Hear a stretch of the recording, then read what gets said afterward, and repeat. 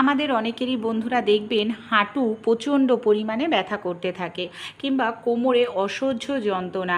হাঁটু ব্যথা, কোমর ব্যথা কিংবা বাতের ব্যথার যে কোনো ব্যথাই এখন আপনারা খুব সহজে ঘরোয়া এই রেমেডিটি যদি অ্যাপ্লাই করেন ব্যথার থেকে আরাম পাবেন। ব্যথা কমানোর জন্য আমরা বাজার থেকে যে মলম, স্প্রে, পেন কিলার কিনে খাই, অনেকটা টাকা তো খরচা হয়ই, আমাদের স্বাস্থ্যের জন্য, শরীরের জন্য ভীষণ ক্ষতিকর। কিন্তু ঘরোয়া রেমেডি যদি অ্যাপ্লাই করি, এতে আমাদের শরীরের কোনো ক্ষতি হবে না, আর যত পুরনোই ব্যথা হোক না কেন ব্যথার থেকে আরাম পাবো। বাড়িতেই থাকে এমন একটা সবজি বন্ধুরা, আমরা যদি সেই সবজিটা ব্যথার জায়গায় সঠিকভাবে ব্যবহার করি, খুব সহজেই ব্যথা কমে যাবে। এখানে আমি নিয়ে নিয়েছি দেখুন ভেন্ডির সবজি। ভেন্ডির সবজির মধ্যে যে বিজল পদার্থটা থাকে, সেটা আমাদের হাঁটু ব্যথা, কোমর ব্যথা, বাতের ব্যথার সমস্যা দূর করতে ভীষণ সাহায্য করে। এখানে দেখুন একদম টাটকা ফ্রেশ কচি দেখে ভেন্ডির সবজি নিতে হবে। একটি গ্রেটার নিয়ে নিতে হবে। গ্রেটারের সাহায্যে ধীরে ধীরে ভালো করে এই ভেন্ডির সবজিটাকে গ্রেট করতে হবে, যাতে ভেতরে থাকা বিজল পদার্থটা খুব ভালোভাবে বের হয়। অনেক সময় দেখবেন হাঁটাচলা করতে গেলে হাঁটুতে কটকট মতো আওয়াজ হয়, কিংবা ঘুম থেকে ওঠার পর যেই আমরা মেজোতে পা রাখি, দেখবেন পায়ের গোড়ালি পাতায় অসহ্য যন্ত্রণা করতে থাকে। সব যন্ত্রণাই হোক কিংবা বহু বছরের পুরনো বাতের ব্যথাই হোক, একবার এই রেমেডিটি আপনারা ট্রাই করুন। 5 মিনিটের মধ্যেই দেখবেন আরাম পেয়ে যাবেন। এখানে আমি একটি ভেন্ডি ভালো করে গ্রেট করে নিয়ে নিয়েছি। এবার আমি নিয়ে নেব আদা। আদাও কিন্তু ব্যথা কমাতে বন্ধুরা ভীষণ সাহায্য করে। কিছুটা পরিমাণ আদা আমি এখানে গ্রেটারের সাহায্যে ভালো করে গ্রেট করে নিলাম। এগুলো যেহেতু প্রাকৃতিক জিনিস, তাই আমাদের কোনো রকম সাইড এফেক্ট হবে না। এখানে আদা আর ভেন্ডিটা দুটোকেই আমি ভালো করে গ্রেট করে নিয়ে নিয়েছি। এবার আমি কি করব, এটাকে আমি সাইডে রেখে দেব। এবার একটি পাত্র নিয়ে নেব। এখানে আমাদের কিছু জিনিস নিয়ে নিতে হবে। সবার প্রথমে এখানে আমি নিয়ে নিচ্ছি তেজপাতা। মশলায় আমরা কম বেশি প্রত্যেকেই খেয়ে থাকি। তেজপাতার যে ভেষজ গুণ, সেটা আমাদের ব্যথা কমাতে ভীষণ সাহায্য করে। এরকম ছোট টুকরো করে তেজপাতাটা নিয়ে নিতে হবে। এবার এর মধ্যে আমি নিয়ে নেব বন্ধুরা সরিষার তেল। সর্ষের তেল বা তিলের তেল ব্যবহার করতে পারেন। তিলের তেলও ব্যথা কমাতে কিন্তু ভীষণ সাহায্য করে। এর মধ্যে আরও একটি দুটি জিনিস আমরা নিয়ে নেব। এখানে আমি নিয়ে নিচ্ছি কালো জিরে। কালো জিরে প্রাকৃতিকভাবে আমাদের ব্যথা কমাতে সাহায্য করে, কারণ কালো জিরের মধ্যে যে উপাদান থাকে অ্যান্টিঅক্সিডেন্ট, এমনকি দস্তা, ম্যাগনেসিয়াম, সেটা আমাদের ব্যথাকে খুব দ্রুত তাড়াতাড়ি সারাতে সাহায্য করে। এবার এর মধ্যে আমি নিয়ে নেব আরও একটি উপাদান। এখানে আমি নিয়ে নিচ্ছি বন্ধুরা হলুদ গুঁড়ো। সামান্য পরিমাণ দেখুন হলুদ গুঁড়ো দিলাম। মোচকা লাগা ব্যথা হোক কিংবা বাচ্চারা খেলাধুলো করতে গেলে পড়ে গেলে অনেক সময় চোট লাগে, ফুলে যায়, সেই ব্যথাও কিন্তু কমাতে সাহায্য করে বন্ধুরা হলুদ গুঁড়ো। এখানে সব উপকরণ দিয়ে খুব ভালো করে আমাদের এইভাবে মিশিয়ে নিতে হবে। দেখুন খুব সুন্দর করে এখানে আমি মিশিয়ে নিলাম। এবার আমি এখানে নিয়ে নিয়েছি বন্ধুরা রসুন। রসুন কিন্তু আমাদের বিষ ব্যথা কমাতে ভীষণ সাহায্য করে। আপনারা 1 কোয়া বা 2 কোয়া রসুন নিয়ে নিন। তারপর কি করব, গ্রেটারের সাহায্যে রসুনটাকেও আমি এখানে গ্রেট করে দিয়ে দেব, যাতে রসুনের রসটা খুব ভালোভাবে মেশে। এর জন্য গ্রেট করে দিতে হবে। আর এই তেলটা তৈরি করে পরপর 2 থেকে 3 দিন ব্যবহার করলেই আপনারা রেজাল্ট কিন্তু পেয়ে যাবেন। 100% এটা আপনাদের ব্যথা কমাতে সাহায্য করবে। যে উপকরণগুলো দেওয়া হয়েছে প্রত্যেকটা উপকরণ ব্যথা কমানোর জন্য কিন্তু ভীষণ উপকারী। দেখুন এটা দিয়েও ভালো করে আমি এইভাবে মিশিয়ে নিলাম। এবার এটাকে আমরা সাইডে রেখে দেব।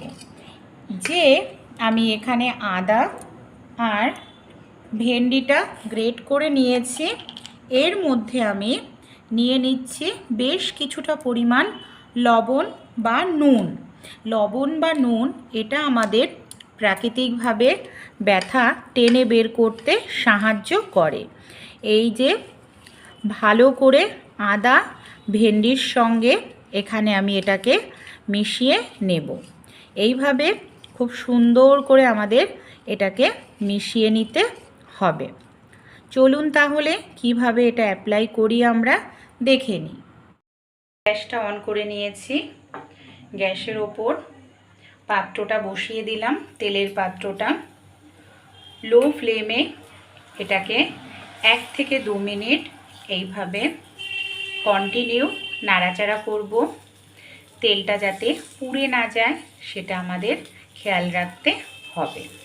1 থেকে 2 মিনিট ভালো করে ফুটে উঠলে তারপর আমরা এই যে আদা আর এখানে ভেন্ডিটা রেখে দিয়েছিলাম গ্রেট করে নুন দিয়ে, সেটাকে দিয়ে দিলাম।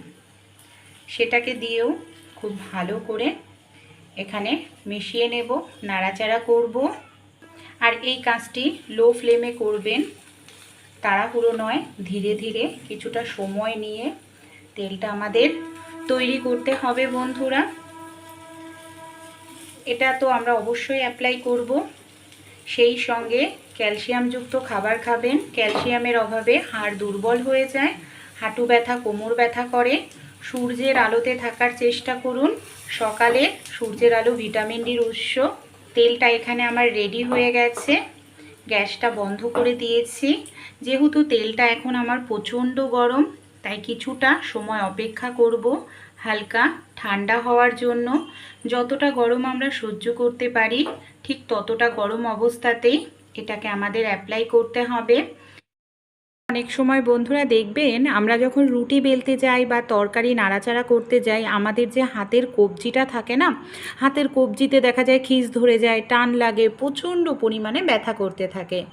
ঘুম থেকে ওঠার পর দেখবেন গোড়ালিতেও আমাদের ব্যথা করে, প্রচণ্ড পরিমাণে পা পাতা যায় না, দেখা যাচ্ছে গোড়ালিতে টান ধরছে। বা অনেক সময় দেখবেন হাঁটু অসহ্য যন্ত্রণা করতে থাকে, সিঁড়ি দিয়ে ওঠানামা করা যায় না। আর এটা যে শুধু বয়স্কদের হয় তা নয়, অল্প বয়সেও কিন্তু এখন দেখা যাচ্ছে ক্যালসিয়ামের অভাবে ভিটামিন ডির অভাবে হাড় দুর্বল হয়ে যাচ্ছে। তাই হাঁটু যন্ত্রণা কোমর যন্ত্রণা আমরা কম বেশি প্রত্যেকেই কষ্ট পেয়ে থাকি। সবার প্রথমে যেটা করতে হবে, এখানে একটি পাত্র আমি নিয়ে নিয়েছি। দেখুন পাত্রের মধ্যে এখানে আমি নিয়ে নিয়েছি গরম জল। গরম জল কিন্তু আমি এখানে নুন দিয়ে জলটাকে গরম করেছি, যতটা গরম সহ্য করতে পারি। এই গরম জলের মধ্যে আমাদের একটি কাপড় ডুবিয়ে নিতে হবে। তারপর যেখানে ব্যথার জায়গায় খুব ভালো করে এইভাবে গরম জলে সেক করতে হবে। ব্যথার জায়গায় এইভাবে আপনারা 5-6 মিনিট মতো খুব ভালো করে গরম জলে সেক করুন। দেখবেন ব্যথা আপনাদের অনেকটা কমে যাবে, কারণ গরম জলে সেক করলে রক্ত চলাচল ভালো হয়, নার্ভ সচল থাকে। যদি হাঁটুতেও ব্যথা হয়, হাঁটুতেও এইভাবে আপনারা কাপড়টাকে বারবার নুন জলের মধ্যে গরম চুবিয়ে নেবেন, আর এইভাবে ব্যথার জায়গায় গরম জলের সেক করে নেবেন। যদি মাংসপেশিতে ব্যথা হয়, মাংসপেশিতেও এইভাবে গরম জলের সেক ভালো করে করতে হবে। তারপর এই যে আমরা তেলটা তৈরি করে নিয়েছি, অনেক সময় দেখবেন বাচ্চারাও পড়ে যায়, বাচ্চাদেরও ব্যথা লাগে, বা আমাদের হঠাৎ করে ব্যথা করছে। ব্যথার জায়গায় সামান্য পরিমাণ তেল উষ্ণ গরম করে নিতে হবে, ঠান্ডা করে নয়। উষ্ণ গরম করে নিয়ে এইভাবে গরম তেলটা দিয়ে ভালো করে মালিশ করতে হবে। এইভাবে আপনারা 5 থেকে 6 মিনিট খুব ভালো করে এইভাবে মালিশ করুন। সময় আমাদের গোড়ালিতে প্রচণ্ড পরিমাণে ব্যথা হয়। তা যেখানেই ব্যথা হোক, এই যে এই তেলটা আপনারা নিয়ে নিন যেটা তৈরি করেছেন, আর এটাকে আপনারা পরপর 3 থেকে 4 দিন অ্যাপ্লাই করবেন।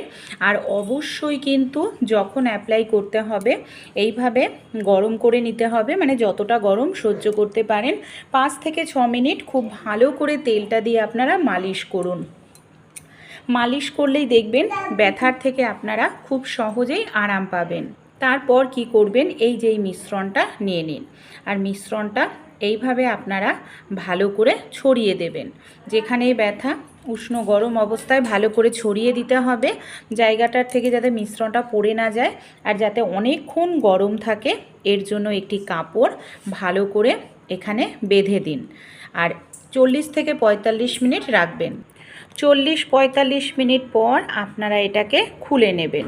খুলে নিয়েই আবার আপনারা কি করবেন, সঙ্গে সঙ্গেই ঠান্ডা জল দিয়ে জায়গাটাকে ধুতে যাবেন না, আবারও একটু ভালো করে এইভাবে মালিশ করবেন। এই ঘরোয়া রেমেডিটি অ্যাপ্লাই করুন বন্ধুরা, আশা করছি ব্যথার থেকে খুব সহজেই আরাম পাবেন।